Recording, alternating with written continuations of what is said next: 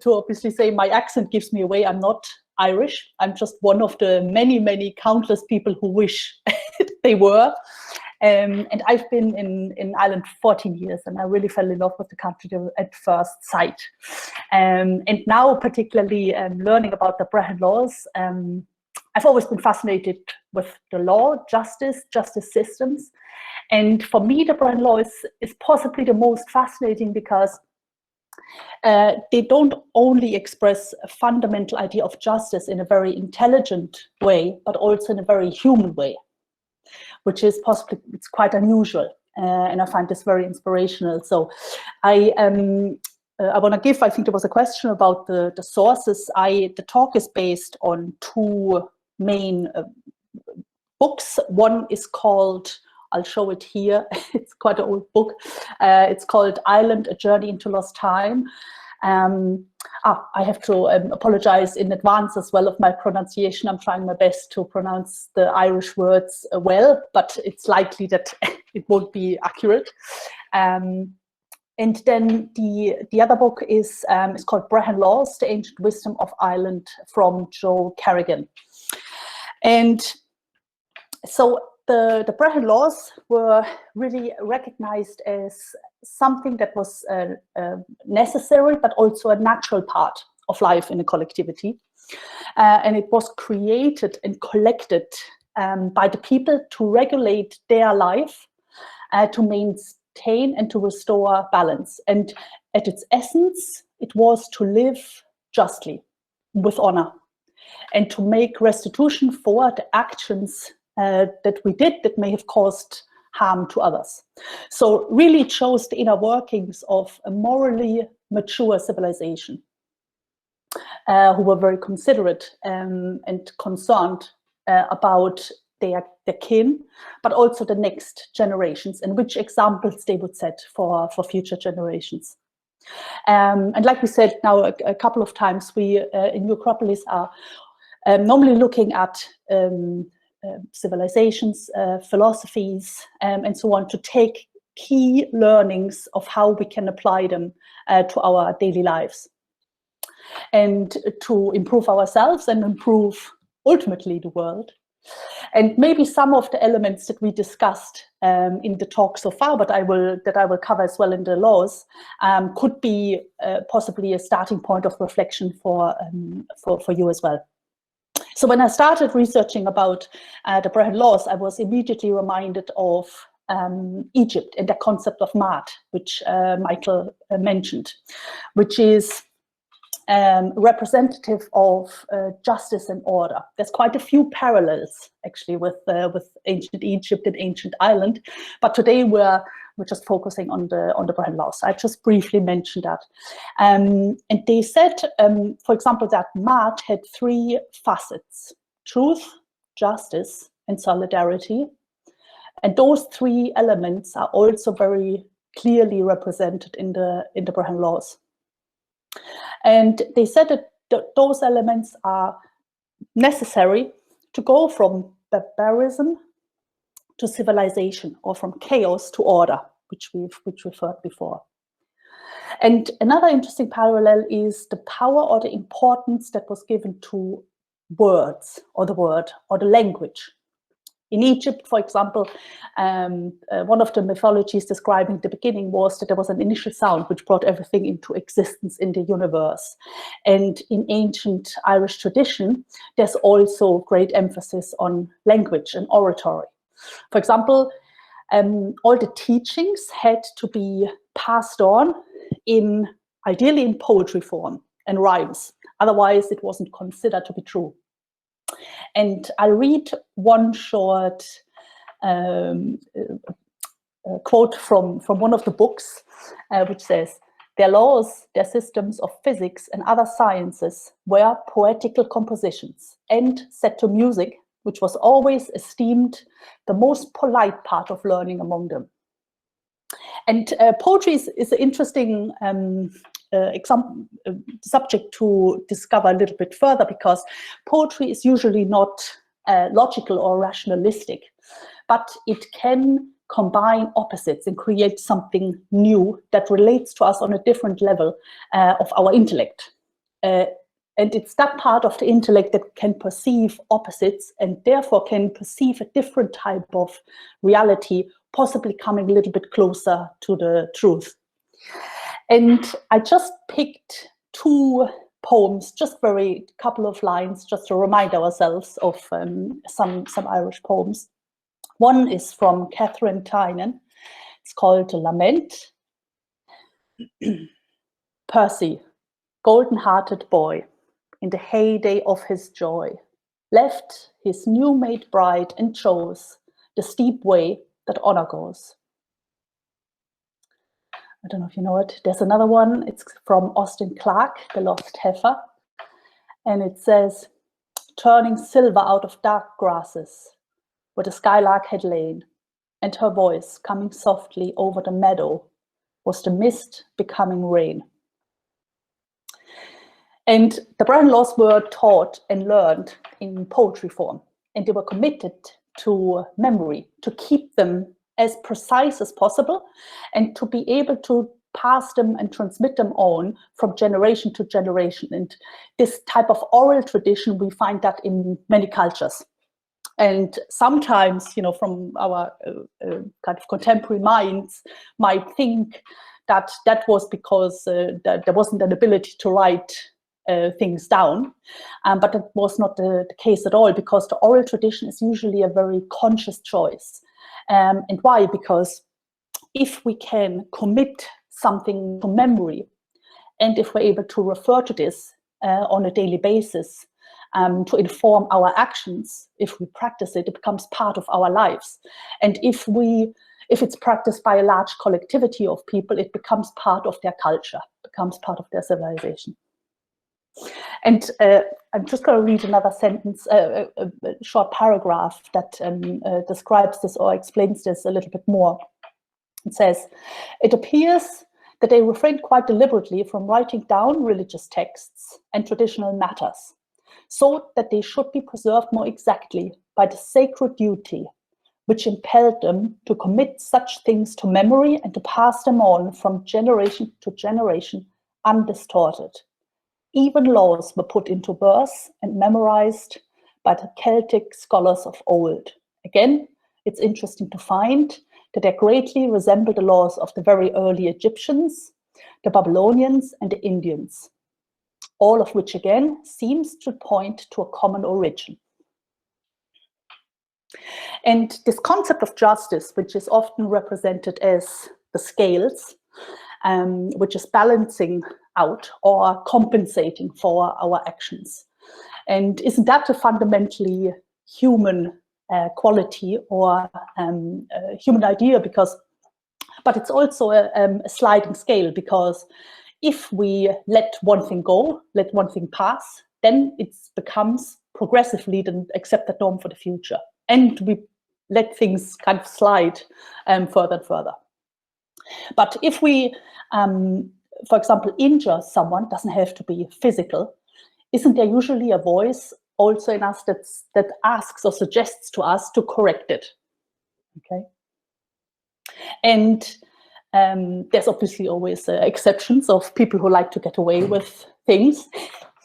But this is also interesting because in a collectivity, this is then when the need for justice emerges. And the laws or justice is described in political philosophy, comes out of the necessity of a collectivity who want to govern themselves, a common set of accepted rules that everyone in the collectivity abides by. And nobody likes to hear the word rules and laws and regulations and so on. But if we live in a collectivity, if we live in a Tuat, there are certain rules that we all agree to follow. And the most simple example we often give in class is the rules of the road. Yeah, so we all agree to drive on the left, stop at the red light, ideally. And if we don't follow the laws, there's chaos.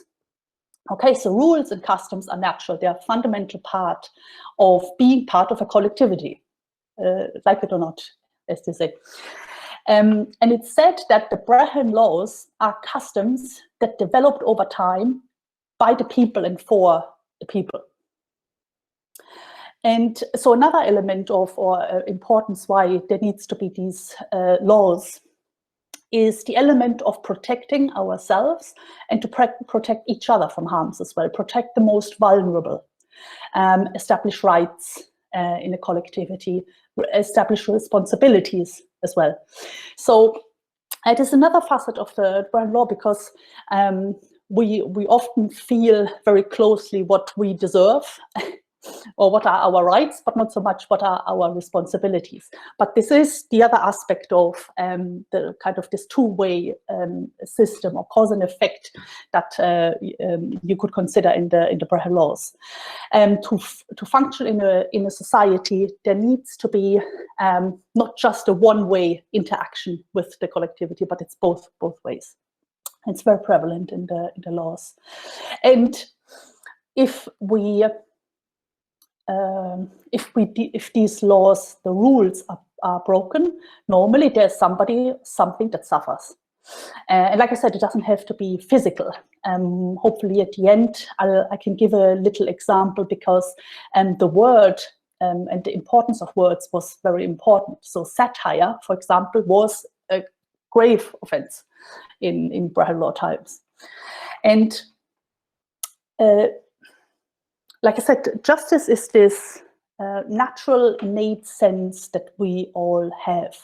And in Platonic terms, to Plato, it's he describes this as one of the archetypes, which is fundamentally universal, and therefore it's also a human value. Yeah? And he describes, because Plato's description of what is justice, interesting point to reflect on in any case, but he says it's to give everyone what they deserve according to their nature and actions. And again, this is very prevalent in the laws. For example, judgment towards of wrongdoings of a king or the noble class or the druid class was much harsher than anybody else in the kingdom. Because there was an expectation, there was an understanding that those who knew better, who were educated in the laws, they had to conduct themselves in accordance to their position or in the society and in the collectivity. And they themselves held themselves to the highest standards as well. So, for example, the Brehons, which were the judges or mediators, could be stripped of their titles. If, for example, a more senior Brehon considered that their ruling was unjust or it was disproportionate and so on, kings could lose their kingdoms if they put the collectivity at risk and so on. So of those who were of higher status, more was expected of them, stricter application of the retribution, and bigger the chance to lose their status as well. And today, this is inverted, okay? And therefore, we could consider that today's system is unjust in some cases. So I'll just read another interesting quote where this is described. It says, if someone behaved inappropriately for his status or lost his wealth through extravagance, he could be pushed right down the ladder, even to the very bottom. Even royal leaders were not exempt. If a king was perceived to have made a wrong decision, to have endangered the safety of his kingdom, to have acted in a non-kingly manner, then he could be deposed and he could lose everything. So this hierarchical system was a fundamental part of the society and essential really to the concept of justice in the Brehon Laws. And so this is just to remind again this definition from Plato, which he says to give everyone what they deserve based on their nature and actions. So it was based on who they were and what they did. Yeah, and it said, I'll read this quote from from one of the books. It says, the Irish legal system did not subscribe to the notion of equality before the law. And Irish societies was hierarchical and egalitarian. And in order to arrive at this to consider what is the right retribution that could be or needed to be paid. It was dependent on the possessions of individuals, and it was taken into account when a crime, for example, was committed. It's referred to, it's the concept of the honor prize. And for me, this is a very interesting choice of words, because there's a double meaning, because by committing a crime or causing an injury, and you would have to compensate for that, not only the wealth is reduced, but also one's honor.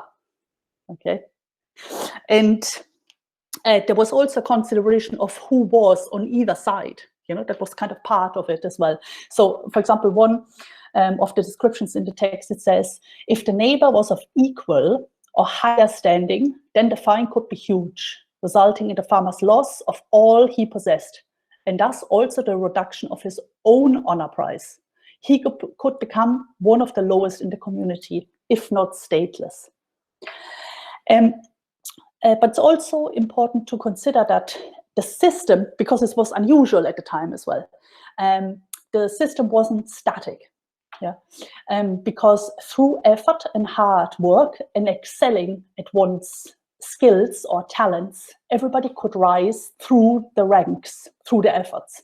Yeah, and so if born in one sort of level, I suppose, doesn't mean that there's no way up. There was, and this reminded me of where have we heard this sort of today? So sometimes described as the American dream, yeah, from the dishwasher to the millionaire. So this is not really an American idea. This has been already prevalent, yeah, in the ancient times. And there was also, or what was part of this was fosterage. And again, Michael mentioned this earlier in his talk, Plato, when he's talking about the Republic, which is a description of the collectivity or society really as an ideal state.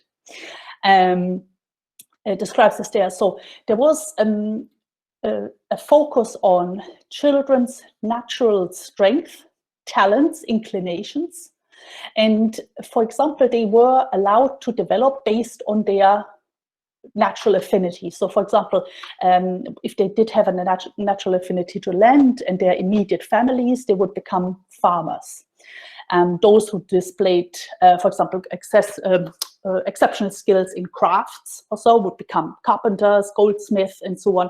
And those, it was said, who were very quick-minded, good with words, became the foster children of Brehons. And they would then start the very long path to become the leaders of the kingdom. So the Brehon Law is said that it came, or it developed from the people for the people. They were not made, like Michael mentioned earlier, by the king or by the state. They weren't even made by the Brehons themselves. And there was no concept of punishment, which is very interesting, just making restitution for the injured party. So a crime would have never been considered against a state or a tour as a whole. And I found one beautiful definition of the law, which is a lapse in the standards of personal honor and brotherly kindness. And I have another quote that describes the law, which I wanted to share because I find very telling. And it's from Sir John Davis, who was the Attorney General of Ireland under James I of England. And he says, "There's no nation of people under the sun that doth love equal and indifferent justice better than the Irish, or will rest better satisfied with the execution thereof, although it be against themselves." This respect that the Irish had for Brehon law could be explained by an early Irish law text, a triad, which states, "The three rocks to which lawful behavior is tied, monastery, lord, kin." And the simple statement really illustrates much about the ancient Irish society in the psyche, really. It shows that the Brehon Law was present really to a great extent in every affected every aspect of a person's life. Sometimes mentioned as it's in every home. And to disrespect the Brehon Law was to disrespect religion, king, and family. And therefore, the willingness to submit to it was unquestioned, almost in a way. So the conclusion on this is maybe something surprising, but it shouldn't be, because there was no law enforcement in Brehon times. There were no jails, and this is, again, maybe today something very unusual. But in these times, to put somebody in jail would have been considered useless, yeah, because it wouldn't help the injured party in any way. For example, if the head of a household got injured, there was one way to pay retribution in regards to the honor prize. But there is another example in the laws which says that the retribution could be paid by nursing them back to health. Okay, and today there's often a disconnect between the injured party and the one who's committing the crime, and it's like the state steps in, yeah. And because what happens today, of course, is depending on the crime committed. You know, people get locked away, and then later on they will re-enter society, and there's an expectation that they enter better than they or re-enter better than before they got put in prison.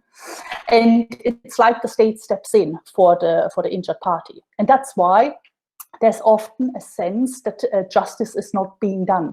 Yeah, we're told somebody commits a crime and they go to jail, but is that justice in the true sense of the word? Yeah, and there was also a consideration which is quite interesting, that the crimes or the wrongdoings, however one wants to call them, was not only considered against the individual, the immediate kind of injured party, but against the community, the collectivity, who else was impacted by this, and then who else needed to receive, let's say, retribution. And this is the element where solidarity is expressed, because there was an awareness of the collectivity as a whole. Because family connections were very important at that time, and the family unit was seen was something very, very strong. And there was also an understanding that, or a connection in the way that if one person of the family committed a crime, it was the whole family who might has to participate in the retribution, depending what it was. So there was a great sense of interconnectivity. And for me, this is a very interesting kind of point of reflection, because oftentimes we might be aware of things that, you know, we've done wrong to others, and normally our view goes just this one step, you know, to whoever we injured in a way. Like I said, it doesn't have to be physical, but is there really a how do I say, a reflection or a realization of who else might be impacted by my actions? You know, maybe their family, their partners, depending of what it was that we caused. So it's interesting to see this perspective that was a little bit wider than just kind of the one-to-one connection, yeah, the kind of transactional type of mindset that our mind norm oftentimes follows. So it's so they really had, if one reads the text, a great sense for this interconnectivity between people, but not even only people, but nature, animals, and so on. So it was quite a wide range of focus. I don't want to say too much about the origins, because we don't know really where they came from. There's one idea that says it dates back to the Tuatha De Danann, But it doesn't, or even before. So it depends which text you read. You know. Yeah. And in order to rule, it wouldn't be even to say to enforce the laws, but to opine, to give advice on what is the right retribution. We could turn to the Brehons. Okay, so the Brehons were part of the Druid class of the society at the time, and there's obviously many myths and legends around the Druids, and be interesting to have a talk just on the Druids. But they were the holders really of the wisdom, not only of Ireland, but in parts even of Europe at the time. And all their teachings were, so it's said that they didn't write anything down. Everything was an oral tradition.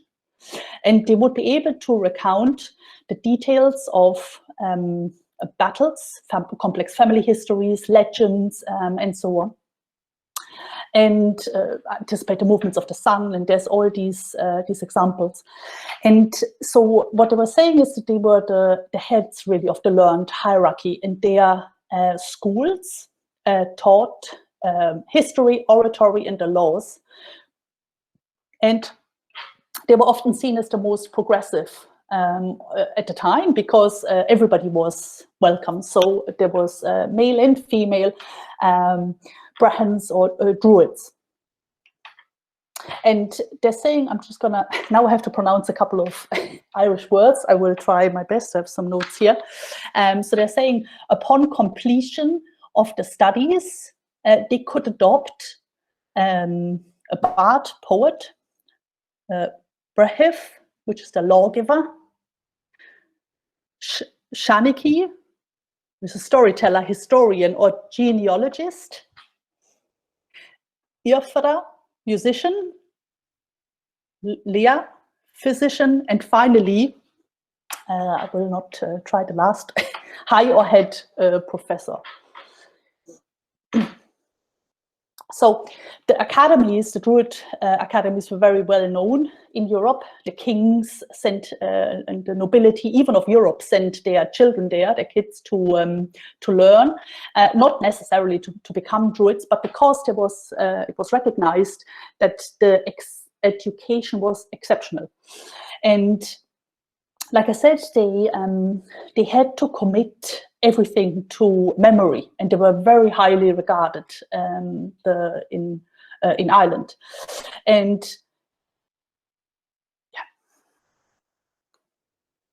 and they didn't, so like I said, they didn't make the laws, but they kept the record of them, and they were able to recite them as needed, which made them the ideal, and they were the wise advisors of the kings. So all kings had Brehons as their advisors to help them in the ruling of their kingdom. And it's interesting because this one quote, that there is no surer way to misinterpret the law than by applying it to the letter, really referred to the Brehons as well, because there was an understanding that was required not only of the letter of the law, but really the spirit, because it had to be just in accordance to what the situation demanded, which didn't only include the the offense, for example, that was being adjudicated on, but also what led to it, the history of the family or the parties involved, and so on. So there needed to be a very deep understanding, not only of the law, but also of the collectivity. So the Brehons were part of the collectivity. And the most important, you could say, virtue that they had, aside from memory, was truth. Okay, because in order to speak a just ruling, speaking the truth and staying as closely as possible to the facts was fundamental for the Brehons. And there's quite a few texts and references that describe this. But one, for example, it says that the badge of the office of the jurist was a torque. And if the Brehon spoke an untruth according to legend, it would tighten around his neck and would strangle him. Okay, so there was great importance given to accuracy, but also to stay very close to the truth. Yeah. And judgments, if they were severe enough, they required collective judgment. Like I said, they were part of the collectivity and everybody could attend. And they were given at dolmens, stone circles, sacred trees, and so on. Just checking the time. Yes, I will just give to conclude two interesting examples from the laws that maybe when you do your own research or read, you might not come across that easily because they're not that often covered. And one is that of satire. So, like I mentioned, the power of words. And what impact that could have on people was regarded in the texts, in the Brehon Laws text. And I think it's particularly interesting kind of in today's context, with online bullying and so on, for example, which can have a devastating effect on people, if we think about the impact that words can have. And they're saying it was believed that a poet had the ability to cause injury and even death through satire, and therefore satirization attracted a high penalty whereby a person's honor price was due to be paid. Satirization, however, could at times be neutralized by the composition of a praise poem. So again, this is a very interesting point to reflect on, because if we attack someone verbally, bully them, discredit them, and now we need to write something about them that highlights their strengths, highlights their qualities, gives praise for who they are.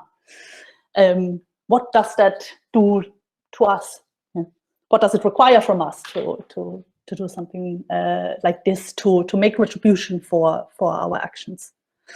And the last point that I just want to cover is Aidan mentioned the myth of Cuchulainn and Setanta in the first talk, and here we hear that, or we heard, just to remind ourselves that this symbolic step that Setanta is taking to overcome his lower, more instinctive nature, and takes the heroic step to really replace this with higher ideals, for example, of commitment, strength, generosity, and in essence, acting loyally and with honor. And these legends often show the application of the laws of the time, okay? And really what happened when he killed the hound is what the law demanded of the time, okay? Because he offered his own services as retribution to Cuchulainn. Yeah, so he killed the hound, and dogs were of great value in ancient times because they protected the land, they protected the stock, the family. And he paid his retribution by standing in for the hound, taking its place. Okay, so in closing then, the Brehon Law was progressive, very specific, practical, always with an eye to maintain and restore this very fragile balance of justice. And the two most important words that came to my mind when I was researching and reflecting on the laws are those of honor and justice. And that if somebody broke the laws, their sense of honor demanded from them to pay retribution, yeah? And follow through on that. and therefore there was no need for law enforcement. Okay, their personal honor demanded it from them, and they have appear to have had great sense of being examples for future generations as well, and to the collectivity. And because judgments weren't sort of based on a whim, but the Druids studied the law for 20 years at times, yeah, and they were part of the collectivity so that they could rule as justly as possible. And I want to leave just with a kind of point of reflection. Which could be interesting is what we can learn from the laws, or how can we uphold the law with capital L, let's say. What are the laws that we follow? You know, if we injure or we cause suffering for someone else, how do we react in this scenario? Yeah? Do we consider a restitution, for example? Who do we consider in the restitution? In what way? Or do we look for ways out and let someone else deal with it? So, but it's to connect with that innate, really, sense of justice that we all have, and to try to act and apply that in our interactions in the collectivity. Yeah?